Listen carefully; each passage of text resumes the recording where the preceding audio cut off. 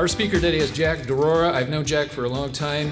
I believe in short introductions. He's a good family guy. He's a business attorney, a Navy F-14 pilot. He's a real strong community person.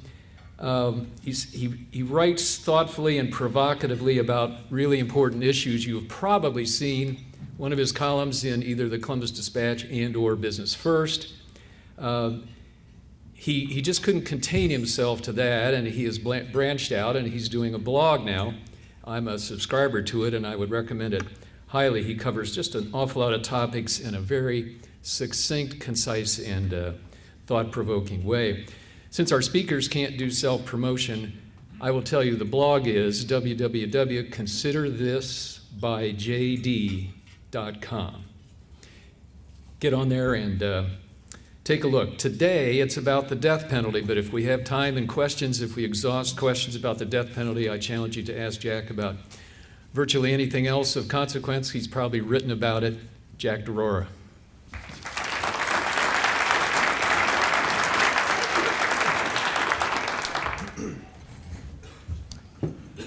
Thank you so much for having me here today. I have to correct Rick. I was not a pilot. I was a backseater.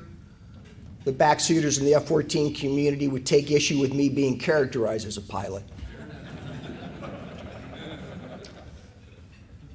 So if you read my bio, you see that I'm a business lawyer. And you're saying to yourself, we're going to have a business lawyer talk to us about the death penalty. What's up with that? So let me explain how we get there. I started submitting op-ed pieces for the Dispatch around 1999. And as I started writing, I started branching into various topics. One of the topics was the death penalty, because I had been told, or I had read, that the death penalty can be more costly than a life sentence. And that is just profoundly counterintuitive, isn't it?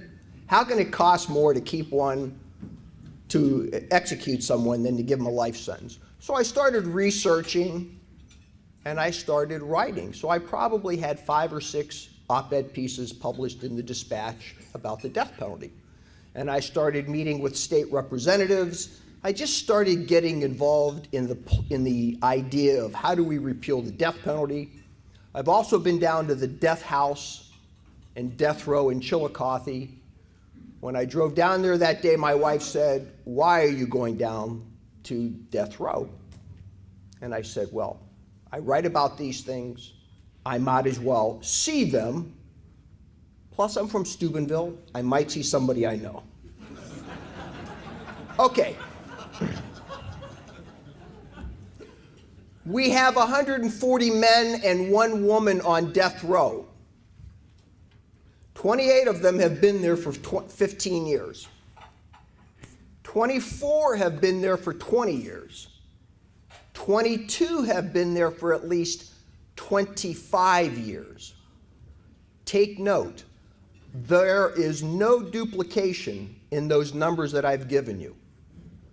So stated another way, half of the people on death row have been there for at least 15 years. Now, why the long time span? There are 3 factors, or excuse me, 1 factor, which is the post-trial litigation that takes place with practically every death sentence.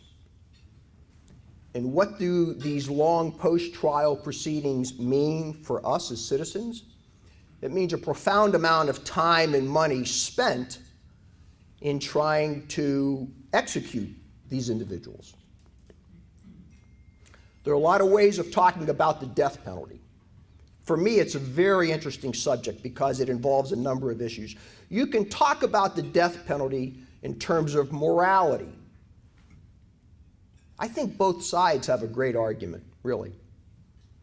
You can talk about the death penalty in terms of unfair application at the county level. If you look at Hamilton County and Cuyahoga County, they have a significant number of people on death row, even in light of when you compare populations for their counties. You'll see very few death row offenders from very poor counties. Take your pick, Scioto whatever. You can look at the death penalty on the basis of unfair application in terms of race. If a black man kills a white person, that offender has a far greater chance of getting the death penalty than a white man who kills a black person, or even a white man, I think, that kills a white man. You can talk about the death penalty in terms of prosecutorial discretion. There is discussion about some prosecutors being heavy-handed in seeking a death warrant. But I focus on time and money because the death penalty reminds me of the movie Groundhog. How many people have seen that movie? So every day when Bill Murray gets up, he knows what's going to happen, he gets a little smarter, he can do the next day a little smarter than he did the previous day, right? That's the great thing. Except we don't get smarter. We give out a death sentence. We've been doing this for years, and we go through the same 15 to 25 years of procedural issues that we've done before. A lot of effort to execute somebody. So how do we have all the tremendous costs? It's a three-part issue. The first is at the trial level. You'll notice that the people you read about, the people who are the subjects of death sentences, are not exactly wealthy people. What does that mean? They'll have a court-appointed attorney. They'll have two court-appointed attorneys for the trial. If they need an expert witness to be involved in the investigation, who pays for that? The state. Death penalty cases just necessarily are longer proceedings. It takes a lot longer to seat a jury. Has anybody been following the Boston Marathon murder? I always get his name wrong. Sarnoff? It took several weeks, if not a couple months, to seat a jury. Why? Let's think about this. He's being prosecuted in federal court in the state of Massachusetts. The federal court still recognizes the death penalty, but Massachusetts doesn't. Massachusetts repealed the death penalty. So now we have a federal court taking place in a state that does not have the death penalty. It's quite a challenge to find jurors who don't have some bias about the death penalty.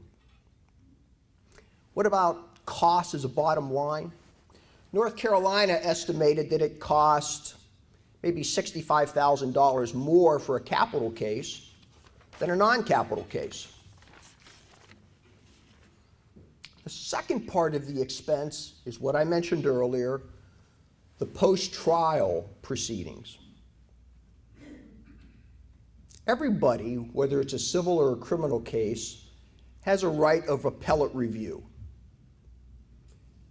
The thought was, with capital cases, we could get rid of the intermediate level of appeal and go straight to the Supreme Court, the Ohio Supreme Court. So that's what goes on now for death penalty cases. But when that proceeding is concluded, offenders have a right of what's called habeas corpus. Nice Latin term, means you have the body. You can apply for review at the federal court, right over here. Only it's a much more expanded review than you have at the appellate court. When you go to the Court of Appeals, it's really the court of errors. What errors were committed at the trial court level? Was evidence admitted that shouldn't have been admitted? Were the jury instructions incorrect? When you go through the process of habeas corpus, it's a much broader review. Now the court looks at things outside the record, which never happens at the appellate level. So now they examine things such as, did you have, Mr. Offender, effective counsel?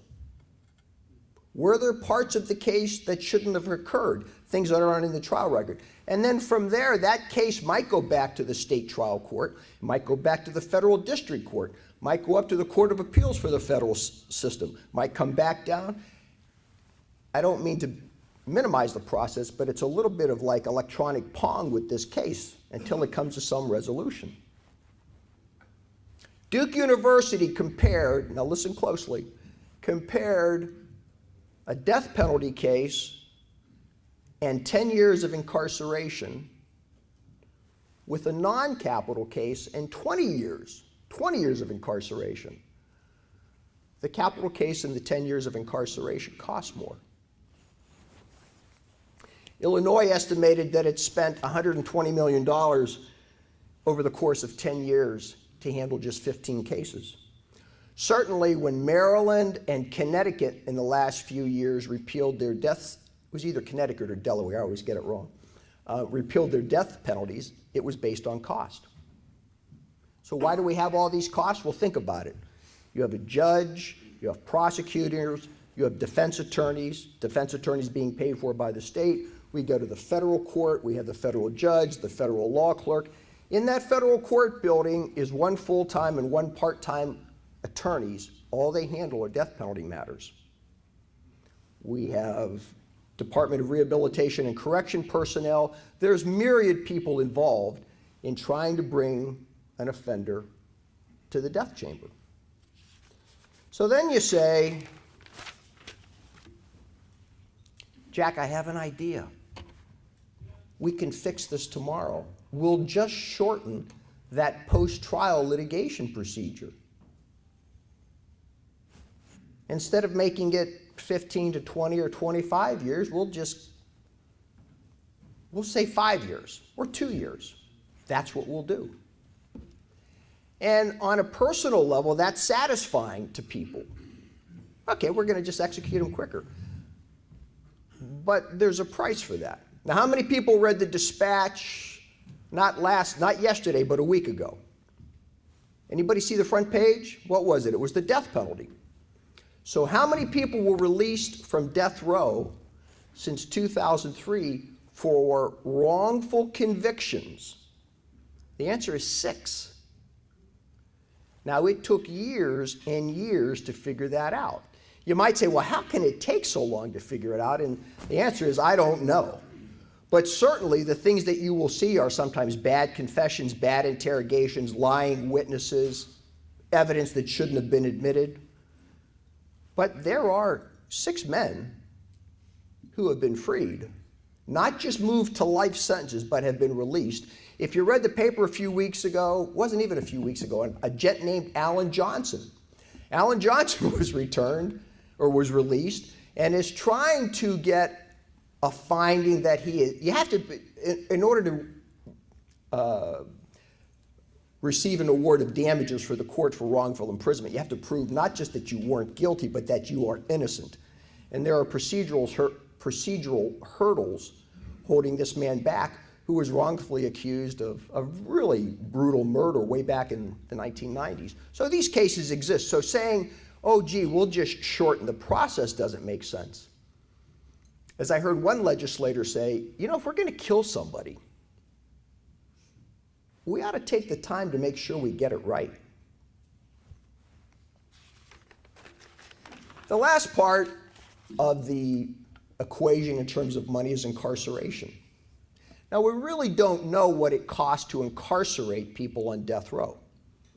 The department tells us only that it costs about $25,000 a year per inmate. They don't break it down. But we do know a few things. For instance, if you go to a death row wing, there are a few of them, you'll find 3 correctional officers as opposed to 1 correctional officer for the general population. 30 days prior to an execution, there is what is called the 30-day death protocol. So what occurs is there will be a hearing before Judge Frost in federal court. Judge Frost will hear, I don't know how he drew this, but he will hear every 30-day death protocol for Ohio. And at that hearing, a number of questions will be raised. Do we have a sufficient quantity of the lethal drug necessary to conduct the execution? Does the offender have a suitable vein that can be tapped? Has the offender's parent or family been notified? Has the victim's family been notified? Is this offender still mentally competent? In that same newspaper article of a week ago in the Dispatch, 11 people on death row were removed from death row and given very lengthy sentences of between 30 and 50 years because they were found not to be mentally competent. Well, these hearings take anywhere from a couple hours to a few days. There will be present at every hearing 3 assistant attorney generals, 3 defense attorneys. The director of the Rehabilitation and Corrections Department has to be there, a variety of people, all to make sure that this very precise process is being followed. So you're saying, wait a minute. If everything Durora is saying is right, why do we still chase this death penalty? Few reasons. The first is the costs are not apparent. When you look at the Franklin County budget for judges, it's one line item. It's not broken out for the amount of time we spend on death penalty cases. When you look at the funding for the county sheriff and the time he spends on jail personnel, there's no separate line for those prisoners incarcerated who are facing a death verdict, and so on and so forth. Second thing is people don't know. You now know more about the death penalty than a substantial number of legislators in the General Assembly. Third thing is, it's really, in terms of the state, it's not exactly a state problem in terms of financing, because a majority of this money comes from the counties. Now, certainly some of it is state money, the Attorney General's office, but a substantial money really isn't the direct concern of legislators. And the final problem is that there's no real impetus to change, although we're starting to see things. We're starting to see change, and I'll talk about that in a minute. But for conservative legislators who favor the death penalty, when you talk to them about the cost, they get stuck, because cost and the death penalty are mutually exclusive. You can't have them both. If you want to reduce costs significantly, you can't have the death penalty. And so when you bring that to their attention, well, it's just easier not to address it.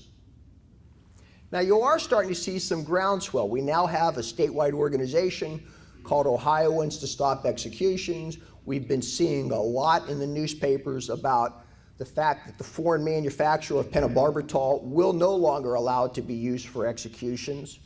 We saw the legislature create a bill that has been criticized by everybody, except for the prosecuting attorneys, that gave anonymity to the compounding pharmacies who will now have to replicate something similar to pentobarbital, but it gave them confidentiality, it gave them anonymity, which was harshly criticized by, as I say, just about everybody, certainly by the Ohio Newspaper Association, every major newspaper in Ohio.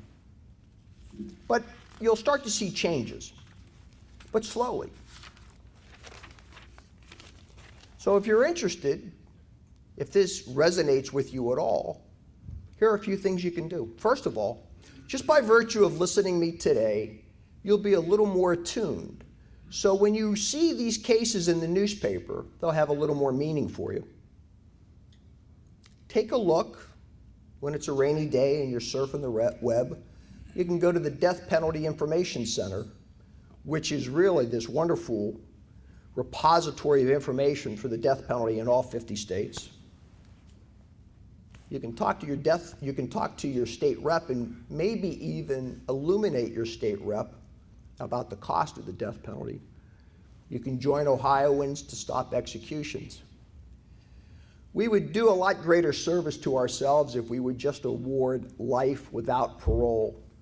If we awarded just life without parole for every offender, the right of appeal would stop after about 2 years, because there's no funding for the habeas corpus for non-capital cases. And what's the benefit of that? These people are now out of the news. The families have closure. We're done. And the secondary benefit, there's no likelihood of killing the wrong person, which if we've removed 6 people from death row in the last 12 years, certainly we had to kill at least one wrong person. I'm going to end by making a shameless pitch. If you would like to read my blog, if you give me your card, I'll be happy to subscribe your name. It's an easy 800 to 1,000 words once a week. And if you have any questions, I'm here to take them. If you don't have any questions, please know I'm really delighted for the opportunity to talk with you today, so thank you very much.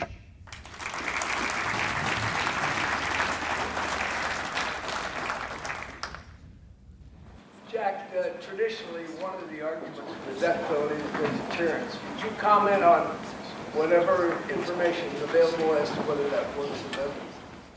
I don't think, you know, the elements of the criminal justice system are retribution, deterrence, rehabilitation. I can't remember the fourth one. So Dwight has asked about deterrence. And I think the studies show that there's no correlation between the death penalty and deterrence. Even certainly for states that have repealed the death penalty. And for the most part, from the graphs that I've seen, crime follows national patterns of ebb and flow. No correlation with or without the death penalty. Anybody else? Yes, sir. How much more does it cost compared to the person who's being convicted for life without Life without parole? We don't know what it costs in Ohio. Ohio has not studied the problem. But certainly North Carolina, Duke, Kansas, Maryland, they have all reached the conclusion that overall, in light of the post-trial proceedings, it definitely costs more to run through the execution process than to award life without parole. Yes, sir. You mentioned some of the disparities in the statistics between races and prosecutions. If you eliminate the possibility of death, does that change? Well, remember, there are two different things going on. I guess the question is, really, does the prosecution have the same fervor of conviction, etc.? I really don't know how to answer your question, but I will respond with this. It's a two-phased process. The first is just guilt. The second is sentencing. So we might have the same conviction rate, or we might have a different conviction rate. We might have a different sentencing structure if we didn't have if we eliminated the death penalty, if that answers your question. Okay. I'm sorry, you know, I'm just not really clicking with the question is a problem. Yes, sir. Jack, do Florida and Texas and some of these states that appear to have higher rates of execution, do they have the same processes and procedures that apply in Ohio? Or is it just a larger population that they're dealing with to begin with? Everybody practices, or the idea of habeas corpus is not unique to Ohio. Texas is certainly the #1 state for actual number of executions. I don't remember where Florida is, but it's certainly up there. I remember someone saying, oh, they have a shorter process in Texas. They kill them quicker.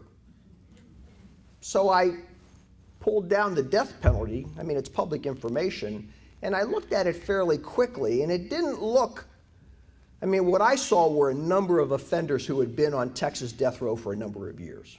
But I'll bet Texas has, I'd like to say 400 people on death row. It's certainly a larger number. Steve? Jack, when you talk, I mean, in relation to Luke's question, when you talk a little bit about how prosecutors use the death penalty when negotiating with the defendant, I think that's very important to it. Well, first of all, I haven't been privy to that process, but that's certainly a discussion item. And it was a discussion item with the task force chartered by the Supreme Court. About 1.5 years ago, the Supreme Court chartered a task force. Its findings were released about 1/2 year ago.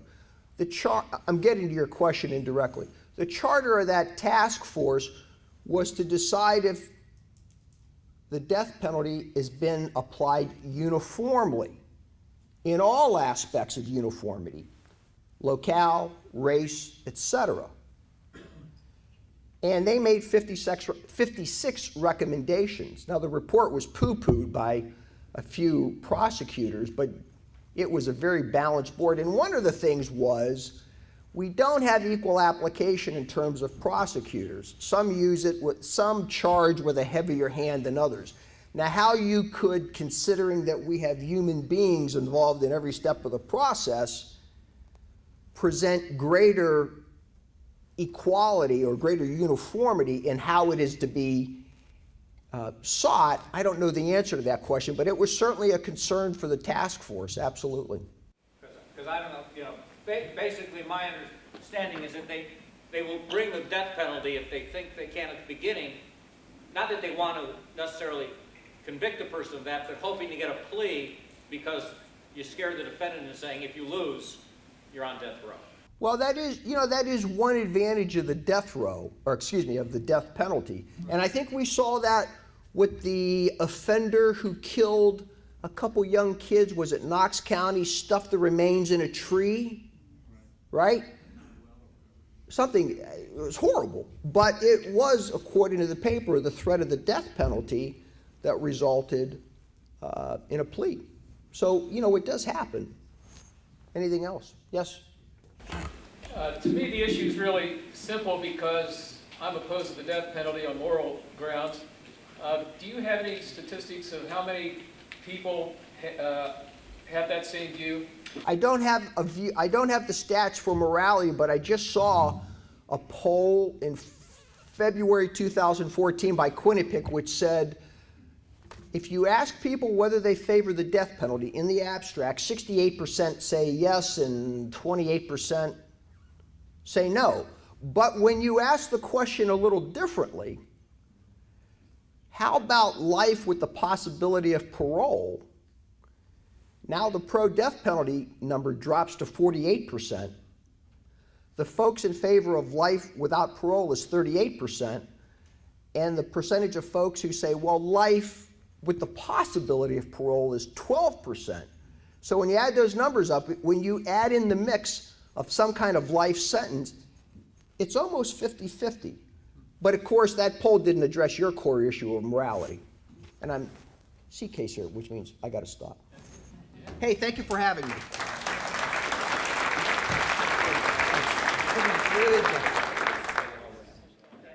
Please join us next week to hear Betsy Pandora speak about Short North Alliance. This meeting is adjourned.